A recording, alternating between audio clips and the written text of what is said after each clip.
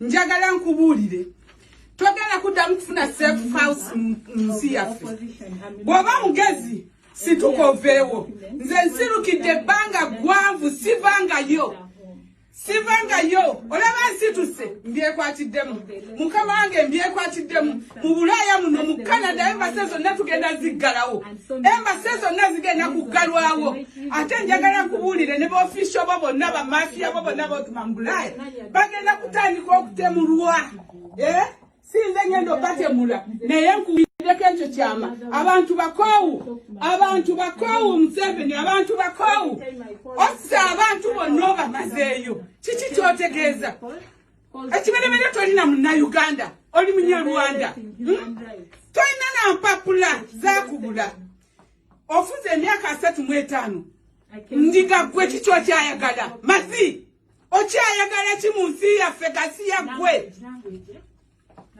talk. Don't try to control me. I can say anything I want to that bogus animal. What did he do to our people? A good day. To know Liranze. Mr. Museveni, Tonda Bangakonga and Situse. Sisi tukanga yo. Neka chorutao nze ngwekwatidde munge mwenyini. Nze ni mwana nzalwa ya Uganda. Ngwekwatiddemu. Era sigenda ku giving up. Togenda kuddamu kufuna safe haven in our country. You have done your worst, mister. You have done your worst. Togenda kuddamu kufuna safe house mu Uganda yaffe. Togenda kuddamu kufuna safe house mu Uganda yaffe. Ambassador, come out.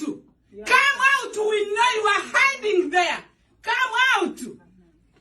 Togenda kuddamu kufuna safe house mu nsi yaffe. Okoze the worst.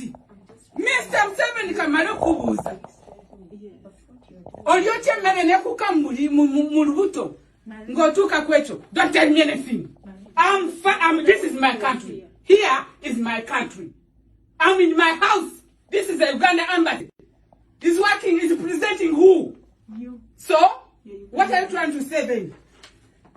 Mr. Museveni, though I'm so angry, I'm going to try to control my anger. Mr. Museveni, njagala nkubulire. Togenda kuddamu kufuna safe house nsi yaffe. Bw'oba mugezi situkoveewo. Nze nsirukidde ebbanga ggwanvu sivangayo. Olaba nsituse mbyekwatiddemu. Mukama wange mbyekwatiddemu. Mu Bulaaya muno mu Canada embase zonna tugenda ziggalawo. Embase zonna zigenda kuggalwawo. Ate njagala nkubuulire ne baofisho bo bonna bamafiya bo bonna botuma mu Bulaaya bagenda kutandika okutemulwa. Sinze ngendo batemula naye nkumbiddeko ekyo kyama abantu bakoowu Museveni abantu bakoowu ossa abantu bonna obamazeeyo kiki kyotegeeza ekibereberye tolina munnayuganda oli munyarwanda tolina nampapula zakubula ofuze emyaka 35 ndiga gwe kiki okyayagala mazi okyayagala ki mu nsi yaffe gasi yaggwe. Talk.